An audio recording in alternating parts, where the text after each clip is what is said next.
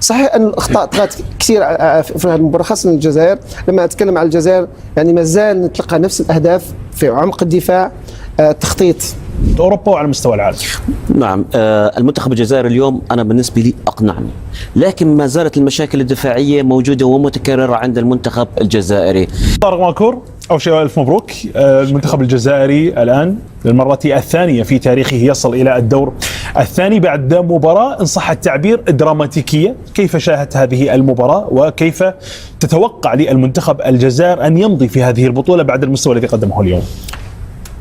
صحيح هاشم مبارك، أولا كانت صعبة جدا على الورق، لأنه كلا الفريقين كان يسعى على الأقل أنه يثبت نفسه بنتيجة اللي ممكن يمر بها الدور الثاني، سواء بالتعادل أو بالفوز. وسهل للناس أنك تفكر أنه عندي تو أوبشنز، عندي يعني حلين، لكن المشكلة هو أنه كيف توصل أنك تثبت التعادل إذا ممكن تتعادل أو تفوز بالمباراة. ولهذا شفنا مراحل في المباراة كل فريق كان يجاري فيها. شفنا مرحلة 15 ولا 20 دقيقة كانت للنمسا تماما، بعدين الجزائر سيطرت تماما على المباراة، والشوط الثاني أصبح كر وفر، لأنه كل واحد ما كان حاب يخسر المباراة. صحيح أن الأخطاء طغت كثير في هذه المباراة خاصة الجزائر. لما أتكلم عن الجزائر يعني ما زال نتلقى نفس الأهداف في عمق الدفاع، تخطيط غلط خاصة في أول هدف ما بين مندي وبن سبعيني. الهدف الثاني تقريبا طبق الأصل لهدف ميسي ضد الجزائر، العمق دائما فارغ، سواء كان من التغطية من اللاعبين الوسط أو من الدفاع الوسط الجزائري. فأنا نظن أنه إذا تكلمنا على مستقبل الجزائر في هذه المنافسة نتكلم على الأخطاء. أولا لازم تصحح الأخطاء. 7 أهداف في 3 مباريات، رقم كبير. لأنه لما نشوف مباراة اليوم ومباراة الأردن تعرف أنه الفريق عنده شخصية كبيرة جدا، لأنه في كل مرة كان متأخر ورجع وفاز بالمباراة. تقريبا اليوم فاز مباراة يعني تقريبا 30 ثانية. فهذا يعطيك أولا دليل على القوة الهجومية لما يحب يلعب بهجومه، وثانيا شخصية الفريق نعم. والعقلية اللي لطالما كنا نلام عليها كمنتخبات إفريقية من زمان من الأوروبي، حتى أنه لمنا شوارزنتايجر لاعب الألماني من أيام كان يتكلم على كوت ديفوار أنه تكتيكيا وذهنيا ما يركزوش كتير. لكن لما نحصر اليوم خاصة مباراة اليوم النقاط الإيجابية والنقاط السلبية. صحيح أنه فيه نقاط سلبية وراح تدرس وراح يشتغل عليها المدرب، لكن فيه نقطة مهمة جدا وكنت طرقت عليها في كل القنوات اللي تكلمت، حللت الجزائر وحللت حتى المنتخبات العربية. لما نشوف المنتخبات الأوروبية والأمريكية الكندية المكسيكية واللاتينو أمريكية كلهم لما فازوا ولا تأهلوا كانت بقيادة الليدر الفني بتاع الفريق. نتكلموا على هالاند، نتكلموا على ميسي، نتكلموا على كريستيانو، نتكلموا على جوناثان ديفيد، نتكلموا على يمين لامان لما دخل في المباراة. كل لاعبين المؤثرين كانوا في أعلى مستوى.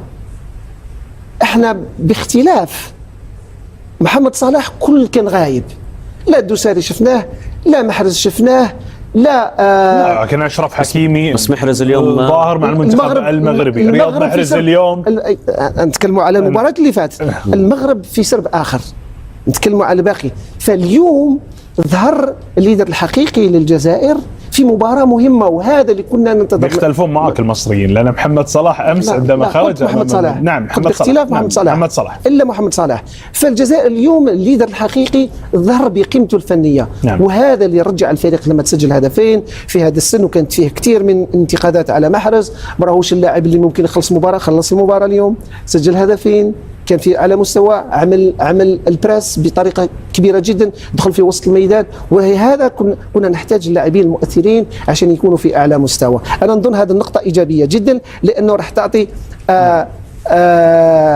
نفس جديد لهذا اللاعب أولا، وراح تعطي ثقة كبيرة للمنتخب.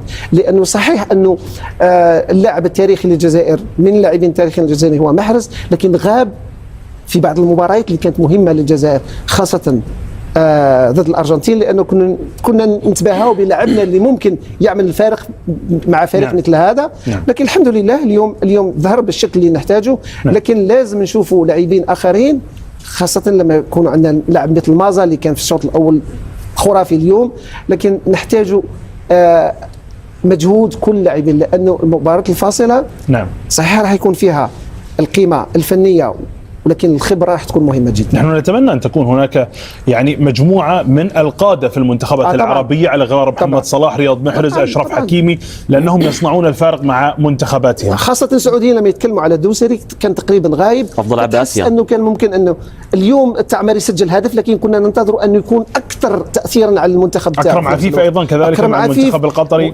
أكرم عفيف كان لغز تماما، لأنه أنت تتكلم على لاعب اللي فاز مرتين بكأس الذهبية في آسيا، يعني نعرفوا قيمته. احنا ممكن الناس ما تعرفه في الخارج، لكن احنا نعرفوا قيمته هنا.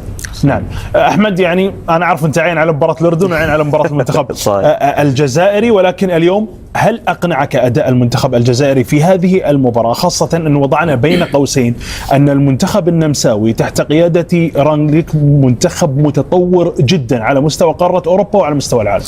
نعم المنتخب الجزائري اليوم انا بالنسبه لي اقنعني، لكن ما زالت المشاكل الدفاعيه موجوده ومتكرره عند المنتخب الجزائري. التباعد ما بين الخطوط موجود. المباراه الاولى شفناها هاتريك ميسي بنفس الطريقه بنفس الاسلوب، ما في اي رقابه، تباعد ما بين الخطوط، تمريرات بوسط الملعب اريحيه من غير اي ضغط من لاعيبه منتخب الجزائر. رحنا على مباراة الأردن، شفنا الهدف كيف تسجل، 3 لاعبين من منتخب الأردن حاولين منطقة التجويف، منطقة 18 من غير أي رقابة، لا من لاعبين الوسط ولا من المدافعين. نزار جاب جول براحته. اليوم نفس المشاكل يعني الدفاعية عند المنتخب الجزائري، 3 أهداف بنفس الطريقة تقريبا من العمق. في مشاكل واضحة عند المنتخب الجزائري، يعني بتمنى أنه يتم حلها، لأنه الآن لا مجال للأخطاء، ما في تعويض. المباراة الإقصائية ما فيها تعويض، أكون أو لا أكون. المنتخب الجزائري منتخب متطور، يعني احنا شفناه بالمباريات الأخيرة. الخسارة أمام بطل العالم هذا شيء متوقع، لكن يحسب له العودة أمام المنتخب الأردني لإصراره على تسجيل الأهداف، وأيضا يحسب له العودة أمام المنتخب النمساوي بعد التأخر، رجع عاد وتفوق. هنا نحكي قيمة النجوم الموجودة بالمنتخب الجزائري، أمثال رياض محرز اليوم شفناه هو نجم اللقاء، تسجيله لهدفين، هذا هو تأثير النجوم الحقيقي. نعم. بأنديتهم. دعنا نشاهد ماذا قال رياض محرز. إذا مشاهدينا الكرام نتابع الآن تصريحات طارق قبل الحديث عن يعني وضعية المنتخب الجزائري في هذه المجموعة. أريد أن أتحدث عن نقطة يعني أثارها البعض وقد تبدو مهمة، مركز حراسة المرمى في صحيح. المنتخب الجزائري اليوم نشاهد أسامة بن بوت في يعني التشكيلة الأساسية. هل كان هذا مقنعا للشارع الرياضي الجزائري؟ سؤال مهم جدا هاشم. أنا نظن والله أعلم، أنا نظن أنه ضغط الشارع وضغط بعض المحللين وخاصة في الجزائر هو اللي خلى المدرب أنه يغير أوراقه، لكن وللأسف بتغيير أوراقه للحارس، وصعب جدا أن تغير حارس في هذه الأوقات. هذه مباراة مهمة جدا، يعني نفس الأخطاء اللي ارتكبها اللي لاموا عليها اللاعب لوكا زيدان نفسها ارتكبها اليوم الحارس، لأن المسؤولية منظومة دفاعية كانت للحارس، خاص تقريبا 2 من الأهداف مسؤولية كاملة للحارس. فأنا نظن أنه كان من الأجدر أنه يبقى على الحارس الأول لوكا زيدان، ويبقى لوكا زيدان، ويبقى ياخذ ثقة أكثر مع ممر المباريات، لأنه شفنا زيدان أنه في بعض المباريات وخاصة على غرار مباراة هولندا لما كان المستوى عالي وكان الضغط عالي عليه كان أدى مباراة كبيرة جدا، رغم أنه صحيح أنه ارتكب أخطاء. النقطة المهمة جدا حتى في سواء في مباراة الأردن أو مباراة الأرجنتين خاصة، صحيح أنه ارتكب أخطاء، لكن في نفس الوقت أنقذ أهداف حقيقية في نفس الوقت، يعني عندهم مجال أنه يصحح نفسه. ولهذا أنا نظن أنه مانيش أتهم في المدرب ولا أي مدرب، لازم القرارات هذه الحاسمة والمهمة جدا ما تكونش ارتجالية، وإنما تكون مدروسة من دون أي عاطفة، لأنه نحتاج أنه يكون حارس. لا قدر الله في الحين خذ قرار أنه بنبوط ما راهوش في مستوى زيدان، يعني راح يرجع زيدان، يعني كسرت لاعب وبعدين كسرت لاعب ثاني، كسرت حارس وبعدين كسرت حارس ثاني. نعم. صحيح انه قوية والمجموعة راح تكون حواليهم، لكن كنت نفضل انه يبقى على نفس الحارس. نعم احمد، يعني المنتخب الجزائري قبل بدء البطولة خاض مباراة قوية جدا امام المنتخب الهولندي، اقنع فيها ورفع سقف التوقعات قبل الدخول في المونديال. بعد نهاية دور المجموعات صحيح تأهل، صحيح أخذ المطلوب، ولكن نشاهده في المركز الثالث. هل هذا مقنع بالنسبة للجزائريين والشارع الرياضي الجزائري؟ تتوقع؟ لا، بالنسبة للشارع الرياضي أنا متأكد المنتخب الجزائري عنده أفضل هيك، والمحللين الجزائريين متوقعين نتائج أفضل إنه إحنا نكون مركز ثالث، لكن إحنا دائما بنختار المسار اللي أنا شايفه مناسب إلي. المنتخب الجزائري الأداء القوي اللي قدمه أمام المنتخب الهولندي رفع السقف الطموح للشارع الجزائري. دخوله لبطولة كأس العالم، الخسارة أمام المنتخب الأرجنتيني المتوقعة، الفوز على المنتخب الأردني، الآن ندخل على مرحلة الحسابات. اختار المسار اللي أنا شايفه مناسب إلي، اللي ممكن يبعدني لبعيد. لكن هو على بعد 30 ثانية من مواجهة إسبانيا. نعم، أنا تحولت من إسبانيا، رحت لمسار أضعف شوي للمنتخب السويسري. المنتخب السويسري صحيح، ولكن هو مش يعني أضعف، أهون. لا مش أضعف، لكن نتحدث عن 30 ثانية فقط. هي حكمت قدر الجزائر. نعم، غيرت بالضبط. فالمنتخب الجزائري أنا بتوقع عنده أفضل من هيك بكثير. الأدوار الإقصائية الآن ما فيها أي مجال للخطأ. أعتقد الآن اللاعبين الجزائريين راح يكونوا على مسؤولية عالية. رياض محرز، مازا، حسام، في عندهم أسامي لهم وزنها، خصوصا المهاجمين وبالدفاع. أعتقد منظومة كاملة المنتخب الجزائري تقريبا 90% من اللاعبين موجودين محترفين بأوروبا بأكبر الأندية، مش بأندية بسيطة. يعني عندهم الخبرة الكافية إنهم يتغلبوا على المنتخب السويسري.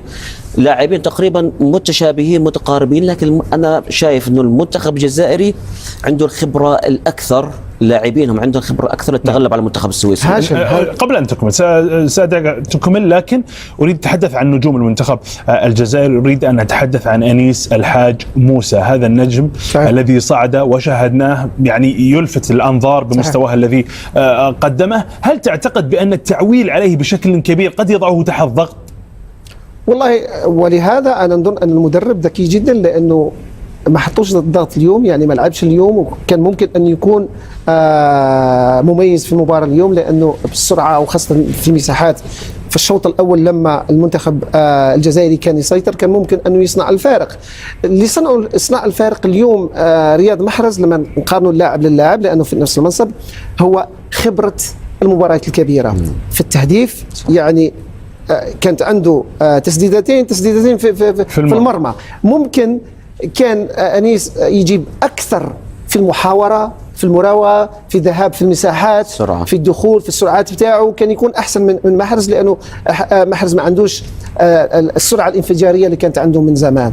لكن في نفس الوقت مثل ما تكلمنا على الليدرز هذو الفنيين، الخبرة خلاته أنه يتمركز في المكان المناسب، يطلب الكرة في الوقت المناسب، وخاصة لما نشوفوا الهدفين طلب كرة مهاجم مش كجناح. نعم. وهذا هو الخبرة اللي ممكن أنيس راح يكتسبها إن شاء الله مع ممر المباريات. ولهذا نقول أنه أي مدرب في العالم كان يشوف مباراة محرز ما كانش في أعلى مستوى ضد الأردن كان يقول راح أعمل تغييرات.